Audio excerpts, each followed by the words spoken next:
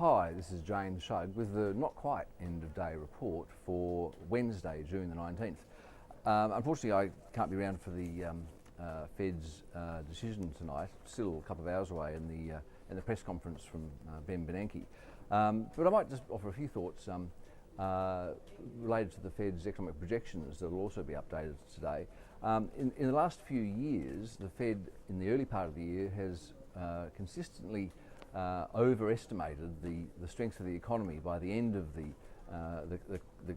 current year. For example, in 2010, their forecast for through the year GDP growth was 3.5%. Growth came in at 2.4%. In 2011, their forecast in March-April was 3.2%. Growth came in at 2.0%. Last year, their early year forecast was 2.7%. The actual outcome was 1.7%, and their forecast currently for 2013 is 2.6%. Now our forecast is 1.9%. We've actually consistently forecast around 2% growth, whereas the Fed, well, certainly for 3 years running, has missed the outcome by at least a full percentage point. I think that's relevant because it's likely that Bernanke might go some way towards unwinding current expectations that a tapering off of Fed asset sales is reasonably imminent on the basis of a sustained economic recovery coming through. We don't think a sustained recovery is coming through.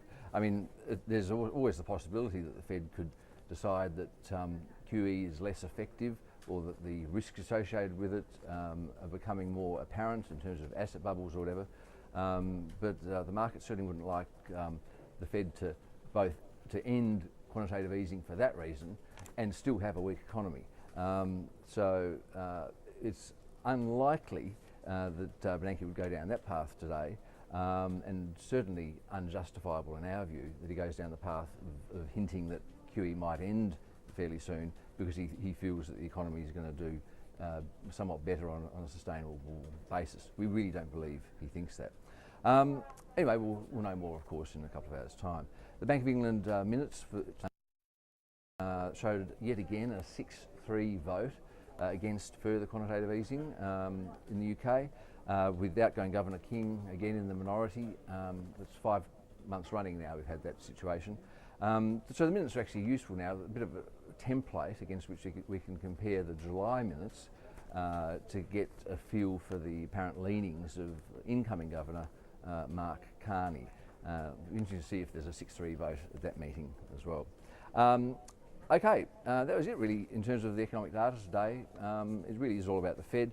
European markets are softer, with the FTSE in London down 0.4%, just ahead of the close. French market down 0.5%, Germany off 0.4%, and losses around 1% in Spain and Italy. Now the Dow at the moment is unchanged. It's just treading water ahead of the Fed.